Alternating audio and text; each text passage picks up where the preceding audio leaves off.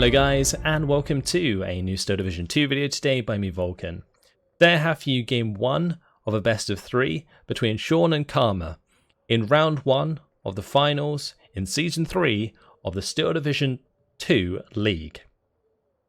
Today they're going to be playing on Sianno, and both players have decided to play on the allied side.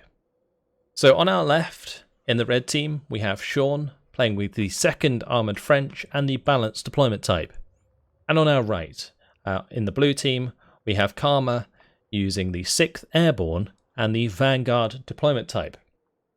Now before I continue, I just want to say a massive thank you to Protoss and the team behind the Steel Division League for all they do in organising events and the tournaments for the community. It's fantastic, and I'm glad to be bringing you these replays today. But let's have a deeper dive into some of these divisions that we've got going on here. Now Shaun's picked the balanced deployment type. It's something that he's done many times before. He really does like the balanced deployment type.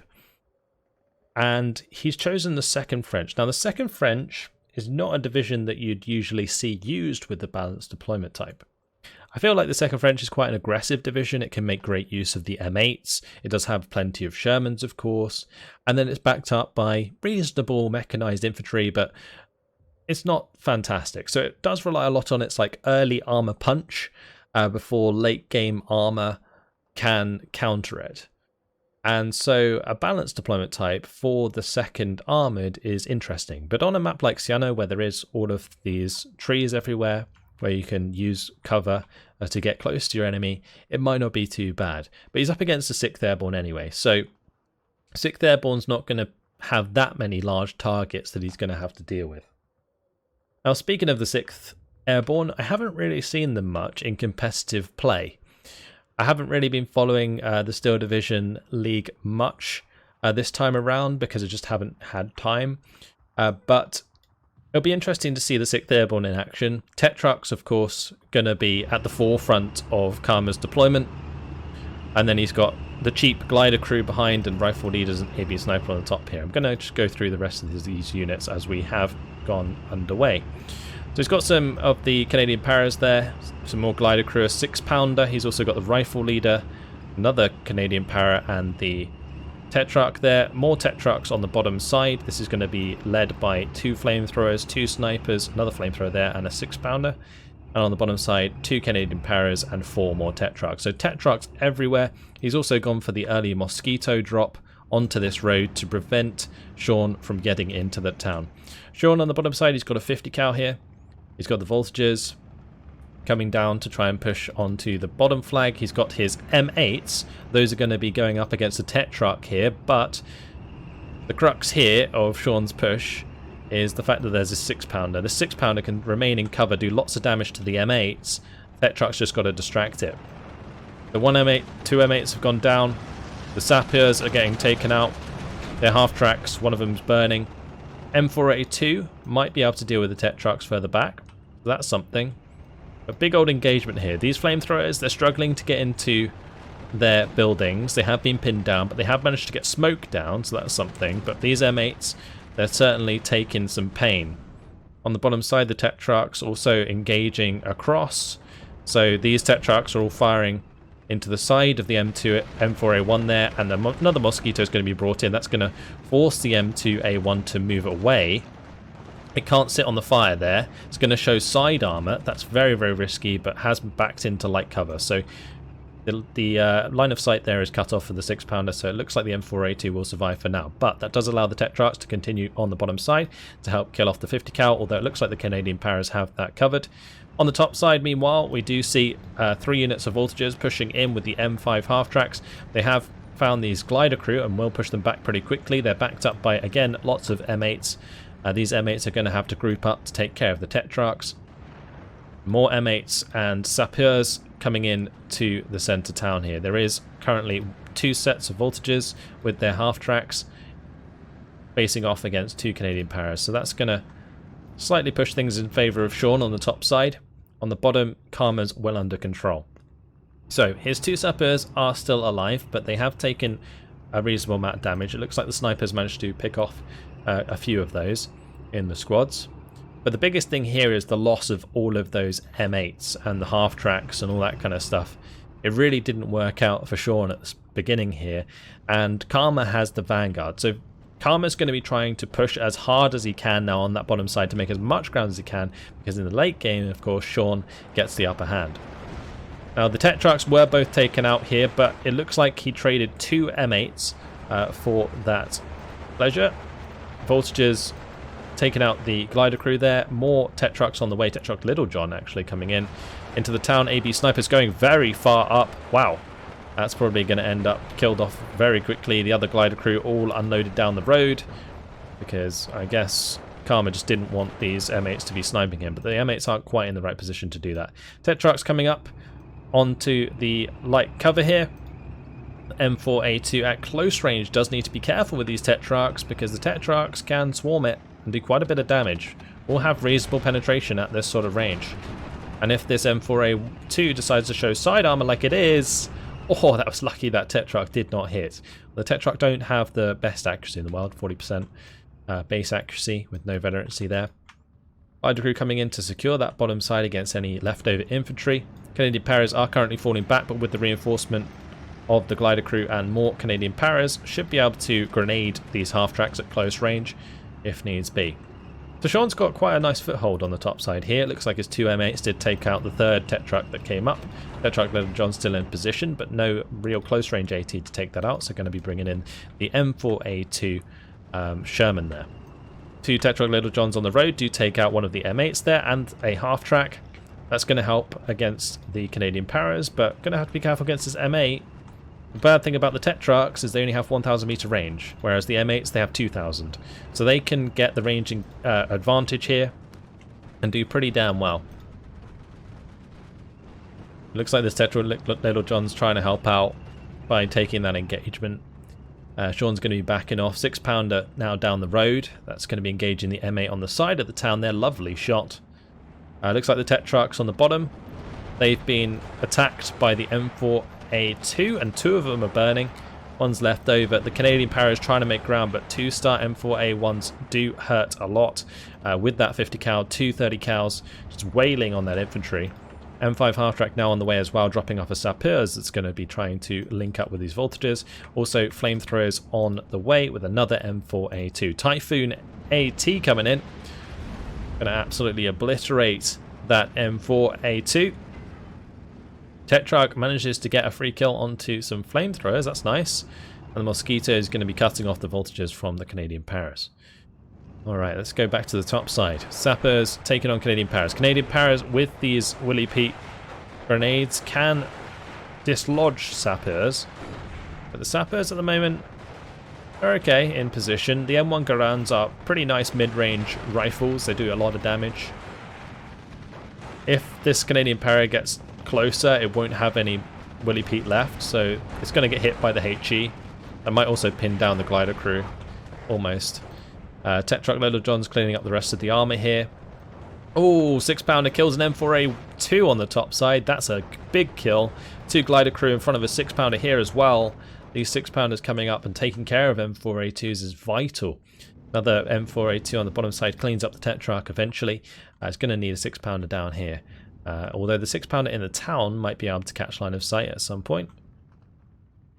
Either way, 13 to 11. That's a good position for Shaun to be in at this point. It really is. Because Shaun just wants to keep things level. He could even cede 1 flag for most of the game and still be okay. Because coming into the late game, he's going to have 60 points per minute over his opponent, which is a lot. And then you can bring in all of the volunteers, which are like really cheap French infantry, and just completely annihilate Karma with overwhelming infantry availability. Oh, the Tetrarch Little John there, unlucky not to penetrate the M4A2. Does get taken out in response. 6-pounders trying to sneak up here, is still covered by the infantry on the ground. 2 more flamethrowers coming in from Shaun. Mosquito coming in for the bombing strike, going for the 50 cal there. Does hit the mark nicely. That should burn up. AB engineers on the way. These Canadian Para as well. They're managing to hide in there. That's the lack of recon for you. Recon, probably not worth it for these players at the moment, though. Recon's only very useful in specific sort of scenarios, and most of the time, just like the value for money for Recon isn't really worth it.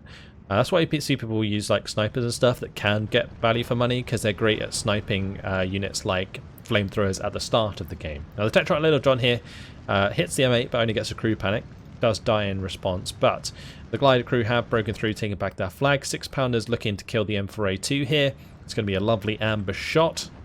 Gets the loader wound. Can it get the second shot off before the M4 falls back? Yes it can. M4 goes down. M8 might suffer the same fate, although there is the Bofors there to maybe kill the 6-pounder if it shows itself.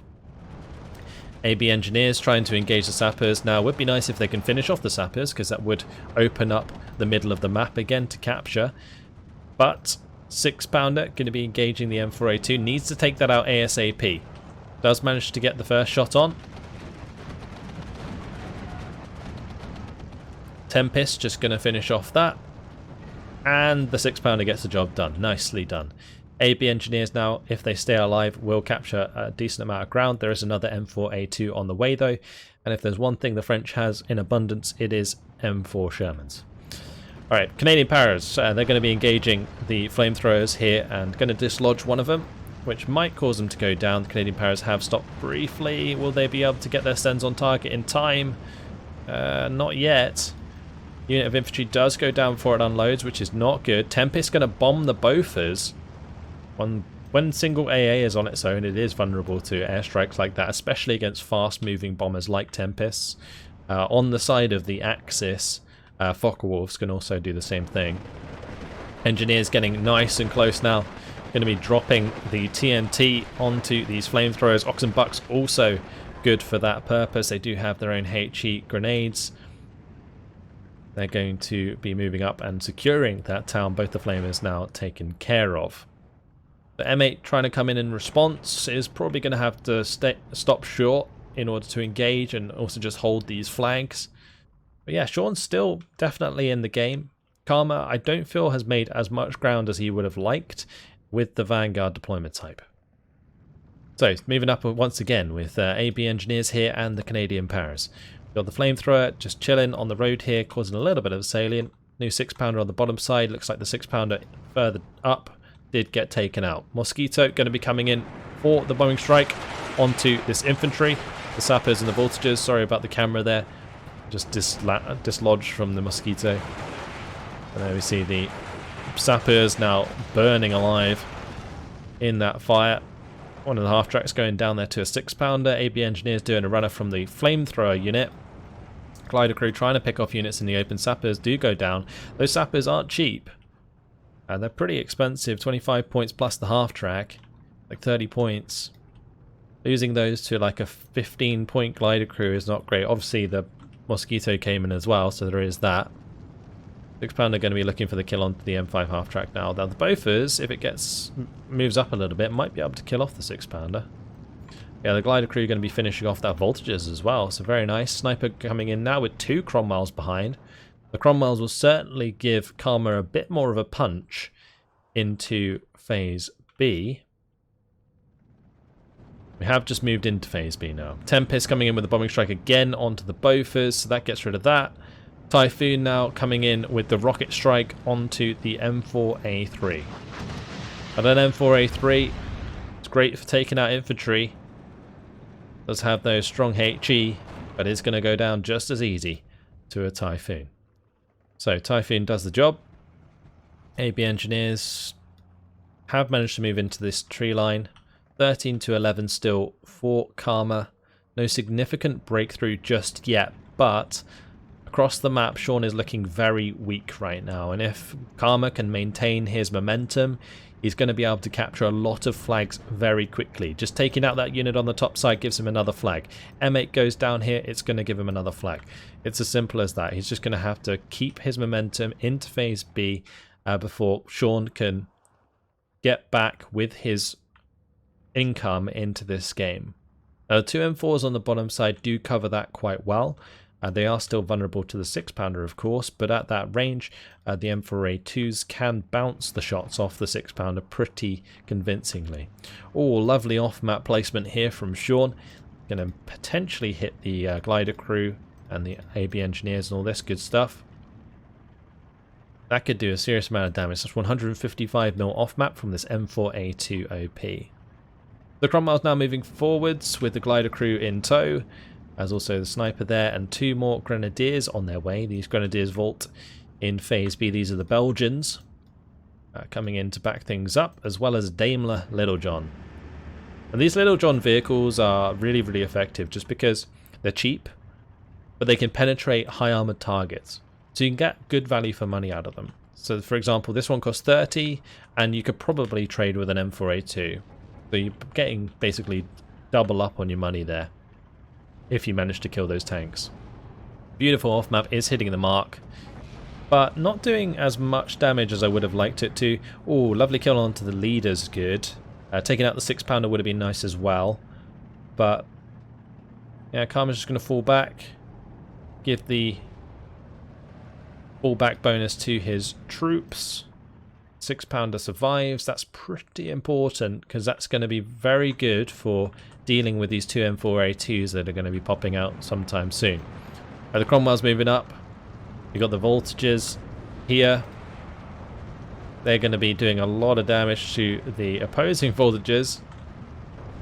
Sniper firing away and chipping that squad as well. Both as in line of sight of the grenadiers though. Tempest going to be coming in with a bombing strike. Unnecessary in the end. Daimler now rushing up to get a shot onto the M4A2. Can it do it? No, it cannot. I'm not sure if it managed to get a penetrating shot there. I don't think it did. The Typhoon. Oh, lovely hit. Not going to go down to the Bofors either. Tempest going to be coming in with the bombing strike onto the AT gun. Lovely stuff. This Air Force from the 6th Airborne is very, very good indeed. It looks like the Bofors is going to stop the Mosquito, at least, from doing its job. Looks like the Bofors might be able to shoot it down. Yes, indeed. Okay, so Bofors scoring 1 air kill finally. 6-pounder here does have a shot all the way through onto these half tracks. Luckily, Shaun had unloaded the sappers already. The leader sappers there. Nice off-map going to be coming in. That's going to help out with the grenadiers, but the Cromwell's in a good position here. That might be able to take out the M4A2, and if he does, that's some solid armoured support for dealing with the voltages. We do see a Spitfire coming in with a strafing run, but those Spitfires aren't good at strafing, as we just witnessed. Mosquito going to be going for the engagement potentially onto the Spitfire. I think Karma was thinking about it, but instead the Mosquito going to go for the napalm run onto the voltages and hope it can make it. Well, never mind. Now he's going to try and steer it away from the Spitfire, but the Spitfire's too good for shooting down other aircraft, and well, down it goes. These have fantastic maneuverability. So the off-map's going to hit the Grenadiers hard, but the Cromwell's out of the off-map. So that Cromwell can kill off these half-tracks and keep the voltages pinned with its 2 machine guns pretty effectively. And the nice thing about the base of machine guns on the Cromwells is they have pretty decent suppression. So that can hold back infantry very well. Going to go down though. Well, it looks like to the 6-pounder up on the hill. That's the 57mm here. That did the job. Grenadier's going to be falling back for now. Cromwell did find the voltages in this building and is going to be trying to kill them off. Karma's busy microing that around to try and kill them off. But with the push through on the top side, Karma's now sitting in a 15-9. There's nothing happening on the bottom side. He's just got a 17-pounder coming up to reinforce and a 6-pounder on the bottom here. With all of this infantry, it's going to use a Typhoon to try and pick off the M4A2 that he does have line of sight onto. A nice kill. Easy done. Ooh, Tempest takes down the Spitfire. Typhoon was going to help out. This Tempest still has bombs, so he's keeping it around. Okay. But yeah, going back to the flag situation. Having taken the far side town here, and the objective on the top, he's going to be sitting at 14-10 for the rest of the game. He wants to sit at 15-10 because that does give him the double tick. So basically he'll win in half the time if he owns 15 flags as opposed to 14, because that's the next threshold. Grenadiers still putting up a good fight, especially with the support of the sniper at the back there. Tempest going for the bombing strike onto the vultures just to weaken those. Another Bofors is on the field, but this one's even weaker than the others, because if this gets bombed, it's going to die first hit. Whereas the Bofors that have health on the ground and are, you know, manned by infantry as opposed to on a truck, those are a lot safer generally because they have health, and therefore a bombing strike doesn't always one-shot them, because I think AA naturally has more defense against aircraft and bombs. So yeah, but vehicles don't, so both would die regardless. Anyway, Cromwell going to be engaging the voltages here with its machine guns whilst using its main gun to clean up the half tracks. Decent bombing strike there, but the sappers now in position. Sappers with the bazooka might be able to finish off this Cromwell, then put themselves in a good position to actually take out some of these grenadiers at range. But the grenadiers do have 2 Bren guns, and the Bren guns are pretty good at pinning down the enemy quite fast. And here we might see the sappers. Oh, I thought they might not even get the Cromwell in time. That was so very close to being a surrender for the sappers. But looks like Shaun managed to pull it off. Now we're getting close to phase C. It's 1 minute left. If Shaun can hold on, he might be able to pull this back. But Karma is being relentless with his pushes. He does need to be, because he is running out of time. More grenadiers on the way to push into the centre. 17 pounders in position to counteract the M4 pushing forwards. And another 17 pounder on the way to back up these troops. So I think what Karma's trying to count on here is basically a counter armor push from Shaun being killed by this 17 pounder, and then placing another 17 pounder further up afterwards, which is pretty smart. Nice forward thinking. M4A1 going down there. Another one died further up to the Little Johns. So 2 more M4s going down. That is a quite significant loss there for Shaun. These grenadiers arriving and being able to engage the sappers will do a lot of damage at range, especially if the sappers are trying to do a run-out with the Cromwell 5 in the rear, throwing out the HE. That's definitely going to help. I think Karma's just trying to get as close as possible, as quickly as possible with this Cromwell, so the M4A1 or A2 can't manage the ranged engagement from the light cover. Because he could set it in a position where his AT gun couldn't fire, but the Cromwell will still get shot at. The Cromwells just straight up aren't as good as M4s at range.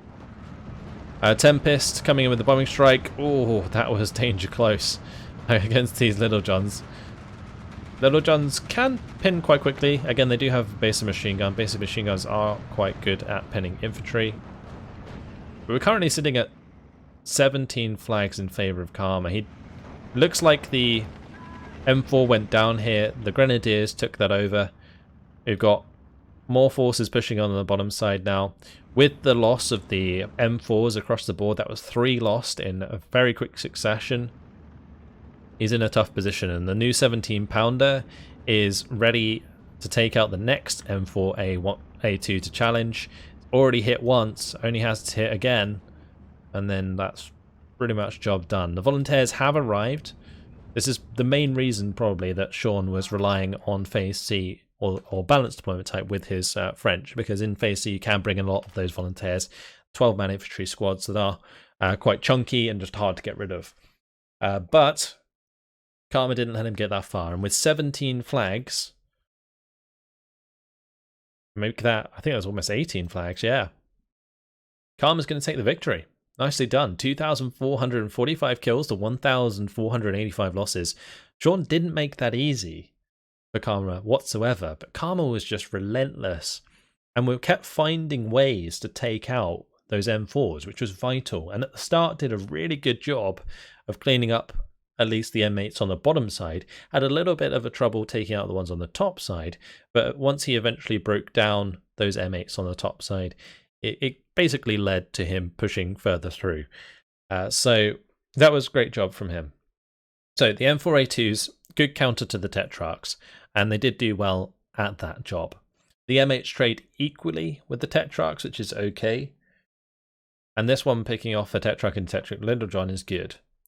But Yeah, I feel like just because Karma managed to get more efficient trades throughout the game, and also his Air Force was on point, it just meant that Shaun didn't have the armored support he needed when he needed it.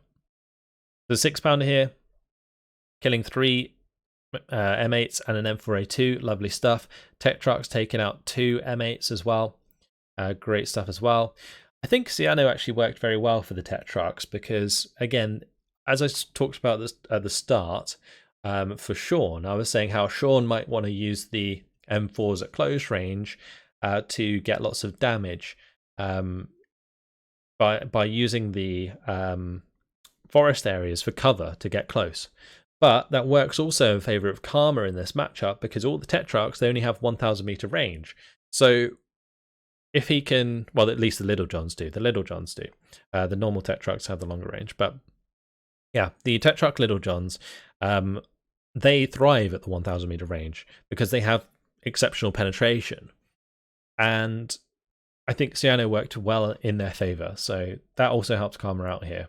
But the Typhoons, with those rockets, rocketing the M4A2s and taking those out was vital throughout the game. The Tempest, being bold enough to bomb the AA was very smart by Karma. These Tempests, because they are so fast, they don't get pinned in time before they drop their bombs. So if a single AA is on its own, you can get those bombing strikes off, and we saw that there. Cromwell 5s were a lovely, but the timing of the Cromwell 5s I think was really good into phase B. I think he had some points left over from phase A, probably like the last tick at the 9-minute tick into phase B. He kind of saved that and then brought in a bunch of Cromwells. That was a really nice timing because it gave him that little bit of armor boost that he needed to get his infantry over the finish line. And yeah, I think Karma played that very, very well. So, an awesome start to the finals of Season 3 of the Steel Division 2 League. We will be going on to Game 2 between these two players next up. But that's it for now. Hopefully you guys enjoyed it. Thanks for watching, and I'll see you in the next one. Goodbye.